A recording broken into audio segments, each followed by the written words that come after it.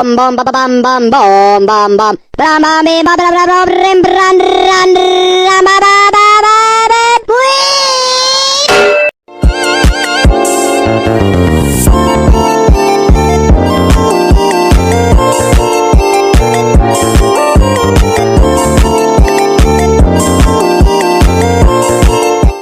Assalamualaikum warahmatullahi wabarakatuh. Perkenalkan, kami dari kelompok 3 kelas PMTD izin memperkenalkan diri. Saya Himatul Istiana, saya Laili Saada Musli, saya Ananda Amelia Rifatul Solihah, saya Amelia Ilasana, saya Amelia Imratul Iza, saya Nurulina Karina Haris. Kami dari kelompok 3 akan mempresentasikan mengenai rencana pengembangan media pembelajaran interaktif pada kelas 5 SD dengan materi KPK dan FPB.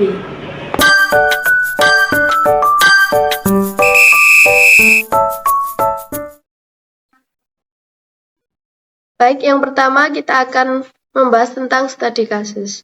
Alasan peneliti memilih sekolah SD Hodijah 3 Surabaya dikarenakan pembelajaran berbasis pengaplikasian komputer di sekolah tersebut yang masih kurang. Selain itu, peserta didik juga tidak diperbolehkan membawa HP. Pada saat proses pembelajaran, guru lebih banyak menggunakan metode ceramah dan juga media pembelajaran konseptual maupun media pembelajaran visual, seperti contohnya menggunakan media kertas. Sehingga, hal ini menarik peneliti untuk mendeskripsikan mengenai studi kasus pada penerapan media pembelajaran matematika dengan menggunakan metode teknologi di SD Hodijah 3 Surabaya. Pada kesempatan kali ini, peneliti akan menerapkan media pembelajaran interaktif di kelas 5 SD Hodijah 3 Surabaya dengan menggunakan materi ajar KPK dan FPB. Selanjutnya yakni profil sekolah. Kami kelompok 3 memilih sekolah dengan nama Sekolah Dasar Hodijah 3 Surabaya yang beralamatkan Jalan Raya Lontar, Candi Lempung nomor 2-4 Manukan Kulon, Kecamatan Tandes, Surabaya, Jawa Timur, kode pos 60216 dengan NPSN 205333125. Status sekolah swasta. Bentuk pendidikan sekolah dasar. Selanjutnya yakni alasan memilih lokasi.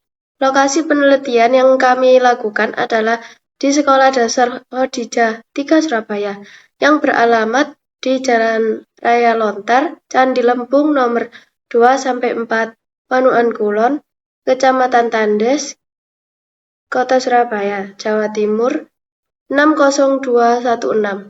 Alasannya yakni yang pertama, salah satu anggota kelompok kami merupakan lulusan dari SD Hodijah 3 Surabaya tersebut. Yang kedua, kepala sekolah dan guru-guru SD Hodijah 3 Surabaya sangat terbuka dan senang ketika kami meminta izin untuk melakukan penelitian serta pengabdian di sekolah tersebut. Yang ketiga, ketersediaan sarana dan prasarana dalam sekolah tersebut yang mendukung penelitian serta pengabdian kami terkait media pembelajaran interaktif. Contohnya seperti telah adanya proyektor dan lain-lain. Selanjutnya yakni latar belakang. Penggunaan media pembelajaran interaktif menjadi sangat penting dalam meningkatkan keterlibatan siswa pada proses pembelajaran, serta memfasilitasi pembelajaran yang lebih efektif lagi.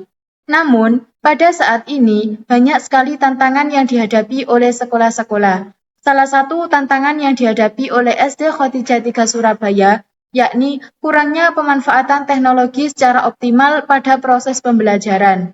Selain tantangan tersebut, juga terdapat beberapa alasan yang mendorong kami untuk melakukan penelitian serta pengabdian di SD Hodijah 3 Surabaya ini. Alasan yang pertama yakni kebutuhan peningkatan kompetensi guru dalam menggunakan teknologi.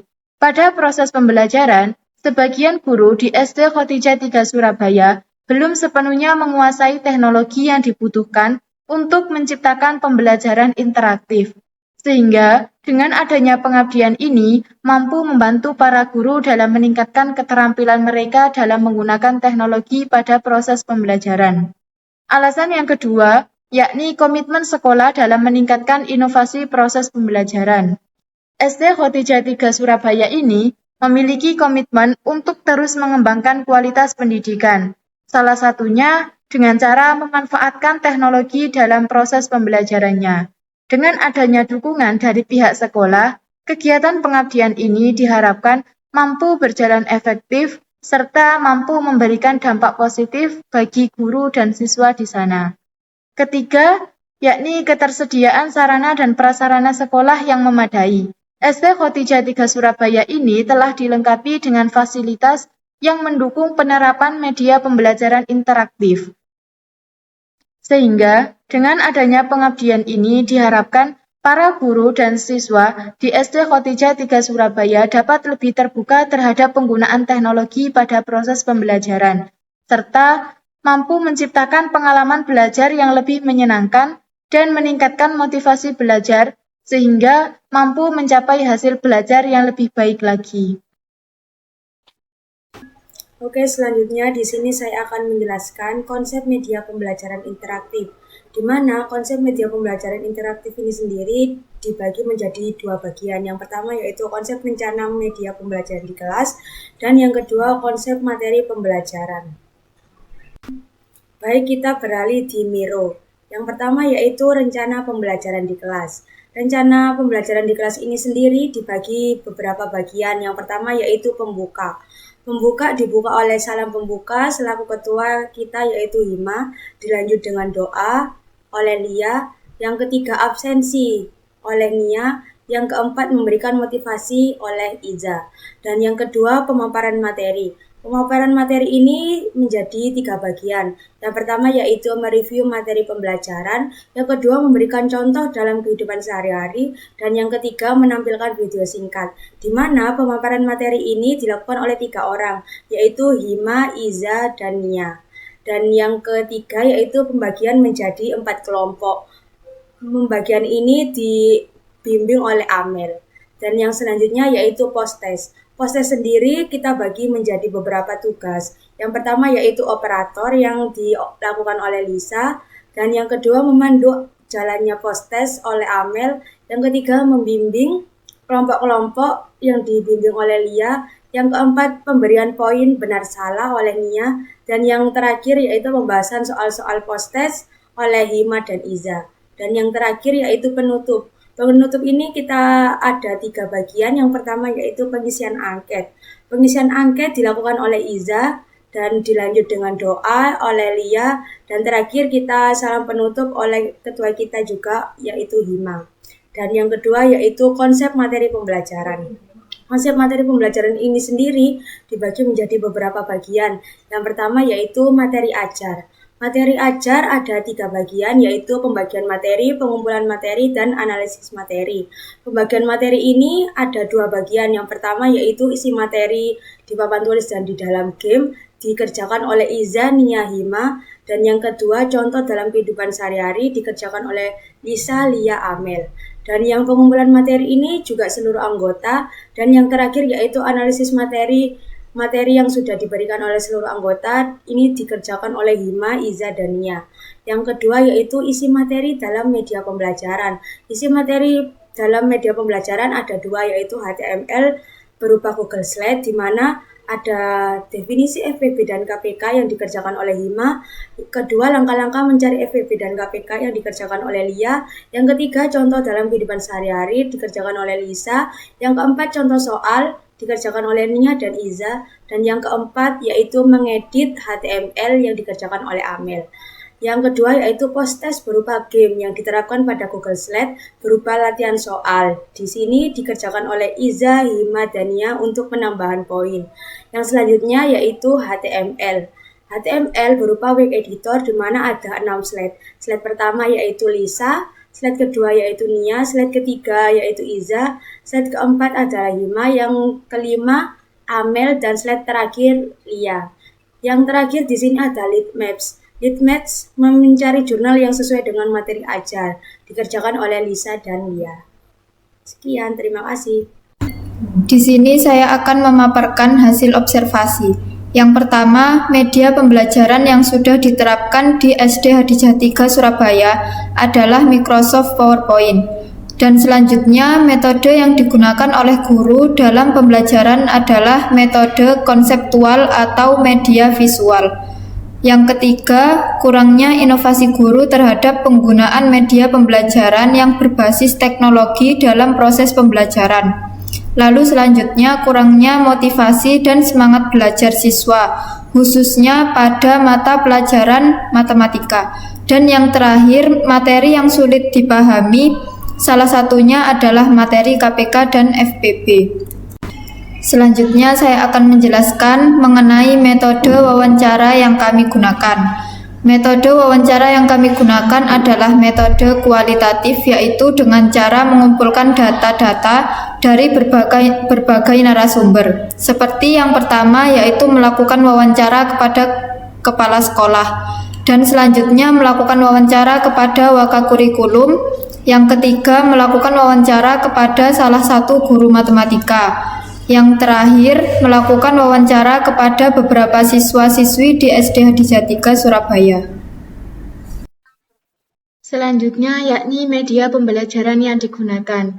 Kami menggunakan beberapa media pembelajaran. Yang pertama yakni Google Scholar. Kami menggunakan Google Scholar untuk mencari beberapa referensi terkait materi KPK dan FPB dan juga media pembelajaran yang relevan dengan materi tersebut.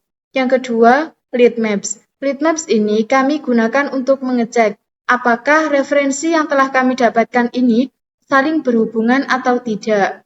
Yang ketiga, kami menggunakan Google Dokumen. Google Dokumen ini digunakan untuk membuat ringkasan terkait materi KPK dan FPB. Yang keempat, kami menggunakan Google Slide. Google Slide ini digunakan untuk membuat pemaparan materi terkait KPK dan FPB, yang mana materi tersebut diambil dari Google Dokumen yang telah dibuat sebelumnya. Selanjutnya, kami menggunakan Canva. Canva ini kami gunakan untuk mengambil gambar yang mana akan digunakan pada Wik Editor. Yang selanjutnya, kami menggunakan Wik Editor. Wik Editor ini digunakan untuk membuat animasi tentang contoh soal penerapan KPK dan FPB dalam kehidupan sehari-hari. Yang terakhir, kami menggunakan Google Drive. Google Drive ini digunakan untuk menyimpan seluruh proses yang telah kami lakukan, seperti menyimpan Google Slide, Google Dokumen, sehingga menjadi satu kesatuan di Google Drive ini. Selanjutnya, yakni materi ajar. Materi yang dipilih pada kelas 5 dengan mata pelajaran matematika, materi KPK dan FPB, yang meliputi pertama yakni definisi KPK dan FPB. Sebelum kita menjelaskan mengenai KPK dan FPB, perlu kita jelaskan lagi apa itu faktor dan apa itu kelipatan. Yang kedua yakni langkah-langkah mencari KPK dan FPB. Kami membuat 2 langkah, yakni yang pertama dengan faktorisasi prima dan yang kedua dengan cara menggunakan tabel. Untuk yang ketiga, yakni contoh penerapan KPK dan FPB dalam kehidupan sehari-hari yang akan ditampilkan pada Wik Editor. Yang keempat, yakni latihan soal dengan game edukatif. Latihan soal dengan game edukatif merupakan metode pembelajaran yang menggunakan permainan interaktif untuk membantu siswa mempraktikkan dan memahami konsep KPK dan FPB secara menyenangkan. Melalui game edukatif, siswa tidak hanya mengerjakan soal, tetapi juga termotivasi karena adanya elemen kompetisi, poin, dan tantangan yang membuat proses belajar lebih menarik. Selanjutnya yakni alasan memilih materi KPK dan FPB. Yang pertama, materi KPK dan FPB relevansi dengan kurikulum merdeka. Sebagai sebuah sekolah yang berkomitmen pada kualitas pendidikan, SD Hadijah 3 Surabaya telah menerapkan kurikulum merdeka sebagai landasan pendidikannya.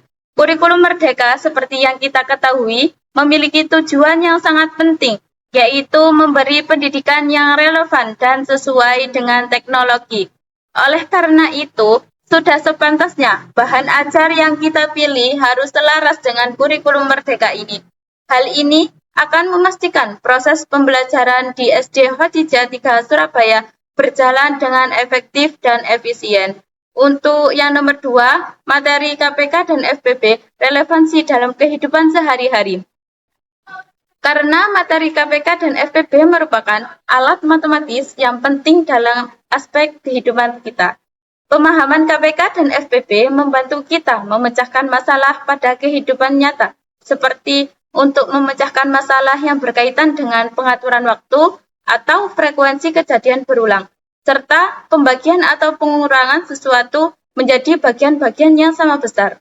Dengan demikian, materi ajar KPK dan FPB dapat membekali siswa dengan alat yang kuat untuk memecahkan alasan dan berkontribusi pada perkembangan ilmu pengetahuan dan teknologi. Untuk yang ketiga, yakni materi KPK dan FPB dianggap sulit oleh siswa.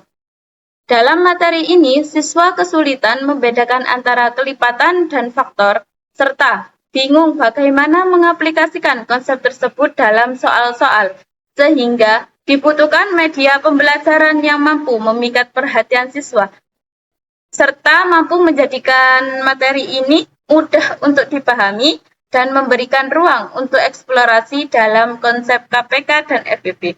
Untuk itu, kelompok kami akan berusaha membuat media pembelajaran yang inovatif dan interaktif. Selanjutnya, yakni tujuan memilih pembelajaran materi.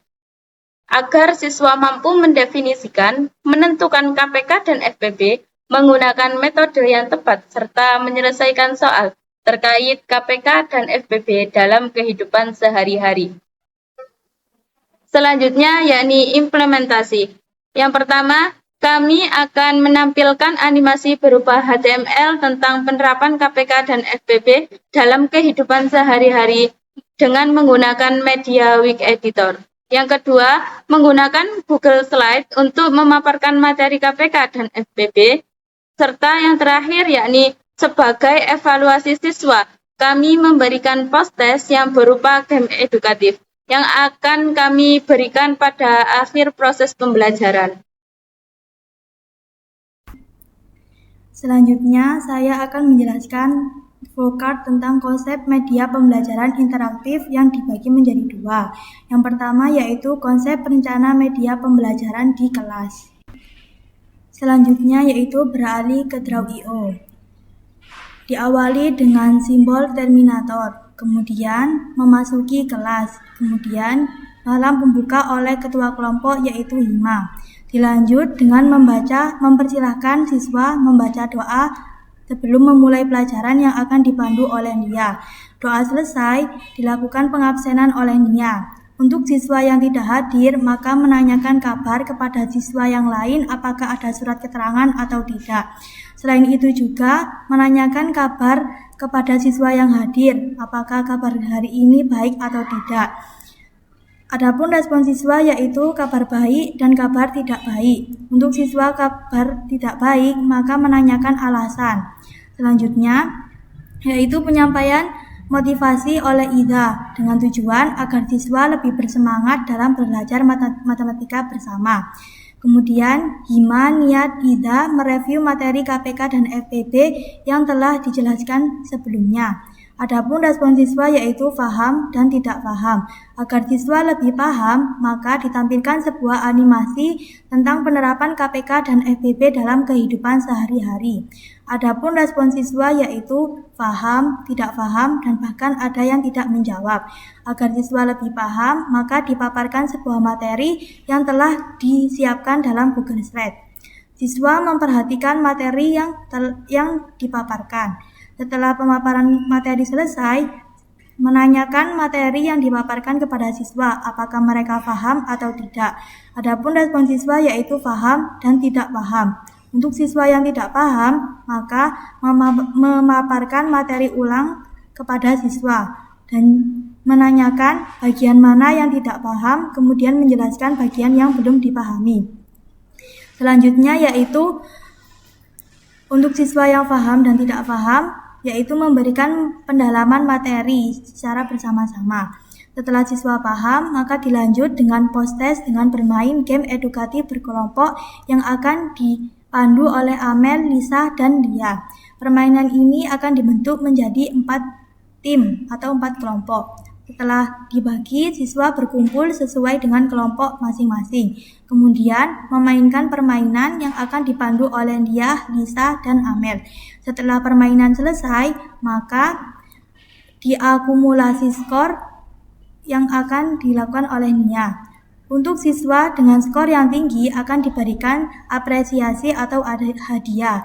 Sedangkan untuk kelompok dengan skor yang rendah maka akan diberikan motivasi agar mereka tetap semangat belajar dan tidak boleh berkecil hati. Setelah game dan pembelajaran selesai, maka dilakukan pengisian angket yang akan dipandu oleh Ida. Setelah pengisian angket selesai, maka persiapan doa.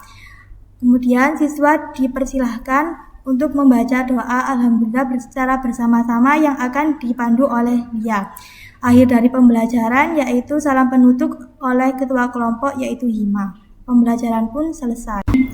Lalu selanjutnya yang kedua adalah konsep video pembelajaran.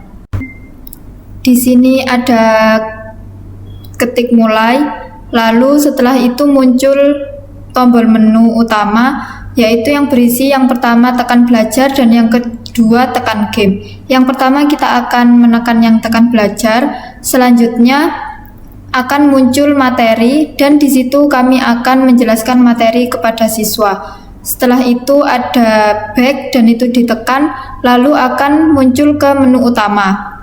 Setelah ke menu utama akan muncul ke yang sebelumnya yaitu tekan belajar dan tekan game, lalu selanjutnya kita adalah menekan yang tekan game.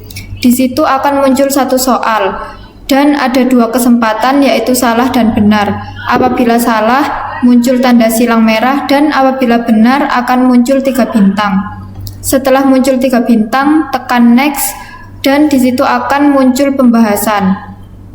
Setelah muncul pembahasan tekan next lagi dan akan muncul satu soal. Setelah itu ada 2 kemungkinan yaitu benar dan salah. Apabila salah muncul tanda merah dan apabila benar muncul 3 bintang.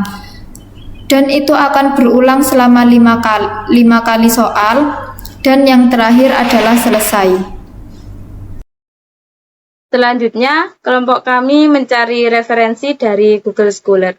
Google Scholar merupakan platform yang digunakan untuk mencari dan mengakses literatur ilmiah secara online, seperti artikel jurnal, tesis dan disertasi, buku, dan lain-lain. Selanjutnya, yakni kelompok kami telah menemukan salah satu bukti jurnal dari Google Scholar dengan judul Analisis Kemampuan Pemecahan Masalah SD pada Materi KPK dan FPB. Selanjutnya, yakni referensi Litmaps.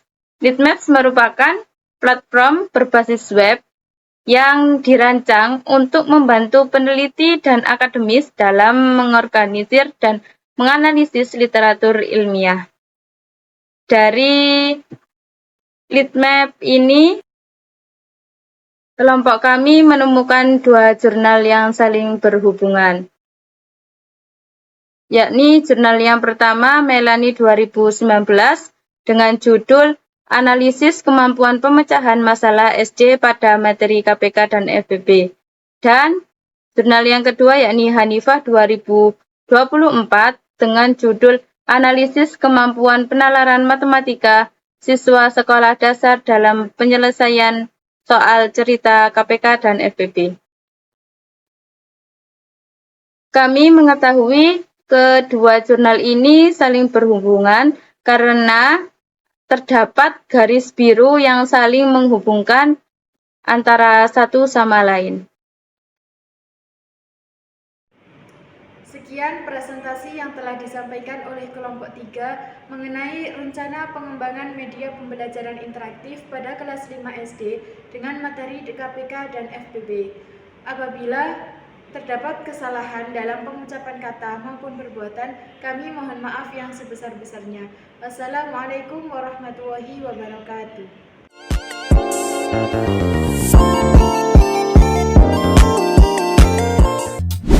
Where there ain't enough, my hair, my smile, my body and my style. Don't waste your time trying to criticize, cutting me down, put away your knife. So fresh, so clean, I'm into being me. So go ahead, say what you want. I know I can't please everyone. Oh.